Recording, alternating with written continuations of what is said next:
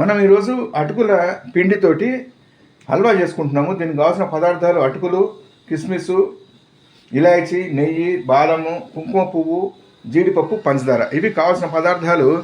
ఏది ఎంత కావాలి అన్నది మన డీటెయిల్స్ అన్నీ మన RSP recipes main YouTube channel ఉంది కదా, దాంట్లో ఉంది చూడండి. మనం ప్రాసెస్ స్టార్ట్ చేద్దాం రండి. ఇప్పుడు ఏం చేసాము, పంచదారని ఒక కప్పుకి సగం కప్పు చెప్పే కదా, దాన్ని మనం విధంగా చేసేసుకున్నాం. పాకం చేసి పక్కన పెట్టుకున్నాము. ఇప్పుడు అటుకుని వేయించుకుంటున్నాము. వేయించుకుని అటుకులు వేగిన తర్వాత వేయించి చల్లారిన తర్వాత గ్రైండర్లో వేసి పిండి చేసుకుందాం. అటుకుల పిండితోటి మనం నెక్స్ట్ స్టెప్ ఏం చేయాలన్నది చూద్దాం. అటుకుల్ని ఏం చేసాము, చల్లారిన తర్వాత గ్రైండ్ చేసాము. గ్రైండ్ చేసేసి మనం జీడిపప్పు, కిస్మిస్, బాదం వేయించుకున్నాం కదా, అదే నూనెలో దీన్ని వేసేసాం.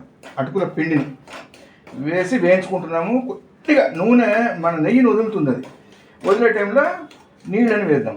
నెక్స్ట్ ఒక 2 నిమిషాలు అయిపోతుంది. 1-2 నిమిషాలు చేసేద్దాం. అది మనకి నెయ్యి పిండిలో వేగిన తర్వాత ఏం చేసాము, నీళ్లు మనం పంచదార నీళ్లు కలిపి పెట్టుకున్నాం కదా, వేడి నీళ్ళు అవి వేసాము. వేసేసి డ్రై ఫ్రూట్స్ వేసాము, కుంకుమ పువ్వు వేసాము.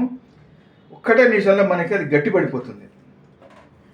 దింపేసుకోవడం, వేడివేడిగా తిన్నాం. సూపర్ ఉంటుందండి టేస్ట్. ట్రై చేయండి. మన అటుకుల పిండితోటి అద్భుతమైన రుచి అండి. మంచి ప్రసాదాలకి దానికి బాగుంటుంది. ఇది ట్రై చేయండి, తిని చూడండి. తిని చూసిన తర్వాత రుచి ఎలా వచ్చిందో కామెంట్ చేయండి. మరో మంచి వంటతో మళ్ళా కలుద్దాం. థ్యాంక్స్.